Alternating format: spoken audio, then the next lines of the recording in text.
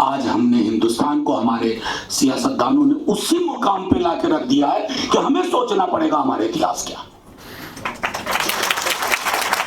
1000 साल अगर तुम मेरे इतिहास से निकाल दोगे तो बच्चों को क्या बताऊंगा? 1000 साल क्या थे? नहीं साहब, देश एरोप्लेन मोड पे था, कोई एक्टिविटी नहीं हो रही थी, ना मैसेज आ रहे थे ना मैसेज जा रहे थे।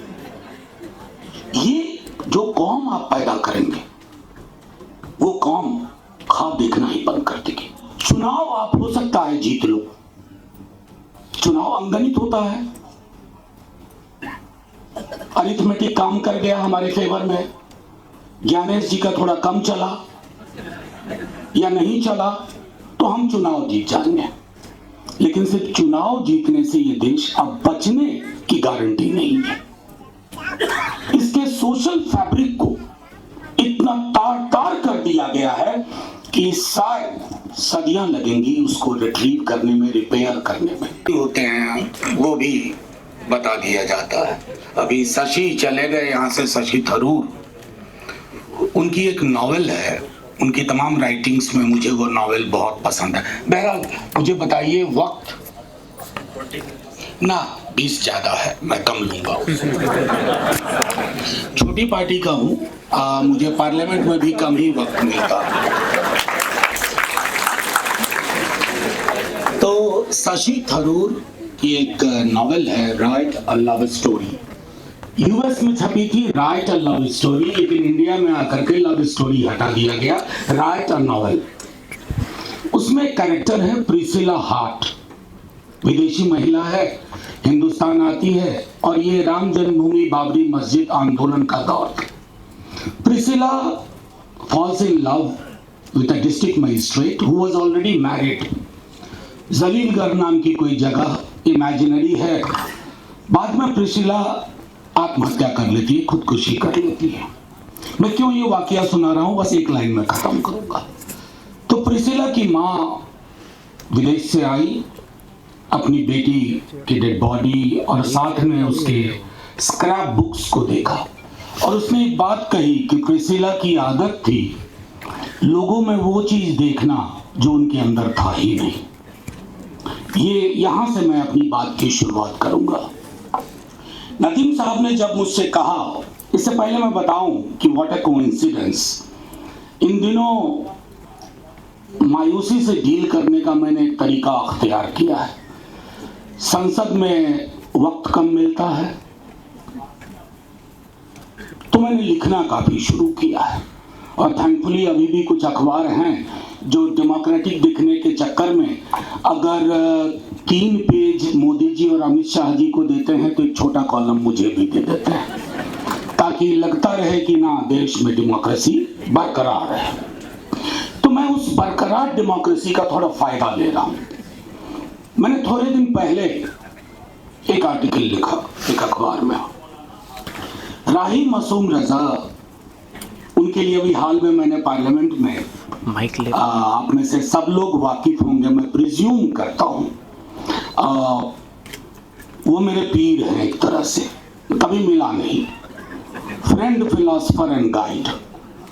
और दुख इस बात का है कभी मिल ही नहीं पाया। जब मिलने की औकात हुई तो वो दुनिया से रुखसत कर चुके थे।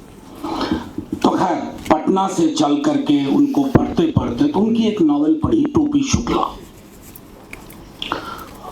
और तोबा टेक सिंह आप सब जानते होंगे, सआदत हसन मंटो का।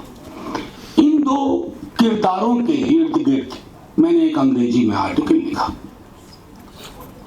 वजह बहुत साफ थी,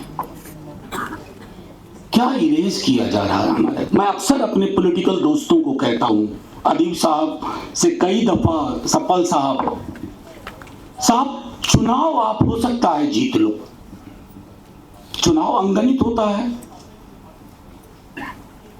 अरिथमेटिक काम कर गया हमारे फेवर में, ज्ञानेश जी का थोड़ा कम चला या नहीं चला तो हम चुनाव जीत जाएंगे, लेकिन सिर्फ चुनाव जीतने से ये देश अब बचने की गारंटी नहीं है। इसके सोशल फैब्रिक को इतना तार तार कर दिया गया है कि शायद सदियां लगेंगी उसको रिट्रीव करने में, रिपेयर करने में। और ये बात मैं हल्के में नहीं कह रहा हूं, मैं कई दफा दोहरा चुका हूं कि जो ये जहर बोया गया है, वो जहर इतिहास के पन्नों से निकल करके हमारी दैनंदिन की जिंदगी में ये घुस चुका है और हमारे पास कोई रास्ता नहीं दिख रहा है। कहां से लाएंगे गांधी, कहां से लाएंगे नेहरू, कहां से लाएंगे आजाद? वो उस दौर के थे जहां ऐसे लोग पैदा हुआ करते थे। अब की जो नस्लें हैं ना, उन नस्लों में वो चीज नहीं है। तो आपको इतिहास को भी बचाना है। अब मैं एक और छोटा वाकया आपसे शेयर करता हूं, और वो है कि जब मैं पोस्ट ग्रेजुएट का विद्यार्थी था, हाँ, एक हंसने के लिए, मैंने पटना यूनिवर्सिटी से हिस्ट्री में किया था ग्रेजुएशन, और तमाम बिहारियों की तरह आया था कि जेएनयू में मॉडर्न इंडियन हिस्ट्री पढ़ूंगा। जेएनयू को लग गया होगा कि ये ठीक नहीं है अपने लिए, तो मेरा दाखिला ही नहीं लिया। तो मैं पहुंच गया दिल्ली विश्वविद्यालय, वहां सोशल वर्क डिपार्टमेंट में आया, लेकिन वहां भी मैंने हिस्ट्री का ही काम किया। मैं हिस्टोरियन नहीं हूं, लेकिन हिस्ट्री को देखने का एक सलीका विकसित किया। मेरी दूसरी ख्वाहिश थी इरफान साहब के अंदर अलीगढ़ में पढ़ने की, वो ख्वाहिश भी पूरी नहीं हुई। तो ख्वाहिशों के साथ मेरा रिश्ता ऐसा रहा है, ख्वाहिश कर लो तो वो पूरी नहीं होती है।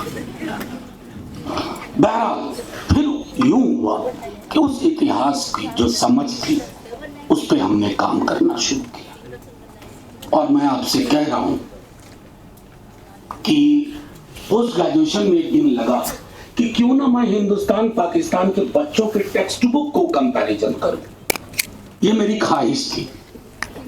मेरी ख्वाहिश कृष्ण कुमार ले गए, वो उन्होंने पहले ही लिखी थी। मेरे ख्याल आया मुझ में भी, लेकिन 6 महीने बाद देख रहा हूं वो किताब अवेलेबल है।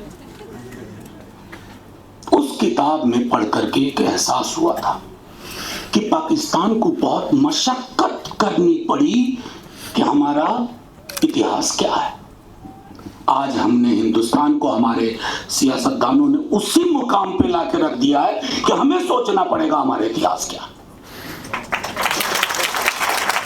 1000 साल अगर तुम मेरे इतिहास से निकाल दोगे तो बच्चों को क्या बताऊंगा? 1000 साल क्या थे? नहीं साहब, देश एरोप्लेन मोड पे था। कोई एक्टिविटी नहीं हो रही थी, ना मैसेज आ रहे थे ना मैसेज जा रहे थे। ये जो कौम आप पैदा करेंगे, वो कौम ख्वाब देखना ही बंद कर देगी। मैं ज्यादा वक्त न लेते हुए आपसे कहूं कि मैंने नदीम से कहा और आप तमाम लोगों से, 24 घंटे 7 दिन आप कुछ ना कुछ करते रहते हो। ये जो डेस्परेशन है ना, शायद इसी में रोशनी का सुराग है। कई दफा इसी इस्लामिक सेंटर में मैं बोल चुका हूं, बहुत भरोसा आप लोग करते हैं पॉलिटिशियंस पे कि फलाना पार्टी आएगी, फलाना पार्टी सब ठीक कर देगी। अरे पार्टियों को चुनाव लड़ना होता है, पार्टियों को अंगणित देखना पड़ता है, लेकिन एक आम आवाम को अंगणित और मनोविज्ञान नहीं देखना होता है, उसे अपना मुस्तकबिल देखना होता है। और जिसको देखने में हम नाकामयाब हो रहे हैं दिनों दिन। इसलिए जब अगली बार किसी सियासतदान से मिले तो उनके जयकारा से, जिंदाबाद से पहले उनसे कुछ सवाल भी पूछना कि जब ये हो रहा था तो आप कहां थे, जब वो हो रहा था आपने क्या बोला। और आखिरी मैं कहूंगा, अभी जो मैंने बात कही ना कि आजकल मायूसी से डील करने के लिए लिखने लगा हूं, अभी मैंने हाल में लिखा है जो संभवतः आज ही रवाना करूंगा एक अंग्रेजी पाक्षिक में, वो है कि पार्टीशन स्टोरीज। इन दिनों मैंने पार्टीशन की कहानियां फिर से पढ़नी शुरू की, तकसीम की कहानियां। चाहे खोल दो मंटो का, आप में से जिन लोगों ने नहीं पढ़ा पढ़िए।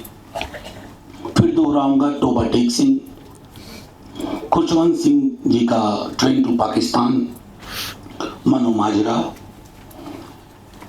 आग का दरिया, कुर्तुलन हैदर।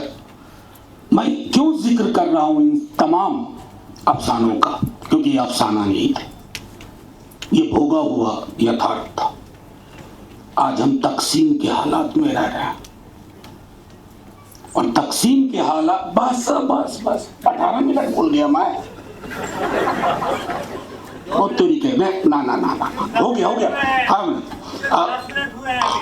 अरे भगवान की घड़ी, वो हमारे चेयरमैन साहब की तरह का घड़ी है। अच्छा खैर, मैं इसलिए कह रहा हूं कि तकसीम की तरह के हालात हैं, इसलिए उन कहानियों को बीता हुआ कल समझ करके मत पढ़िए, उन कहानियों को फिर से पढ़िए। ये हमारी आज की जिंदगी है, ये हम कल भी रहेंगे, चुनाव कोई भी जीते। जय हिंद।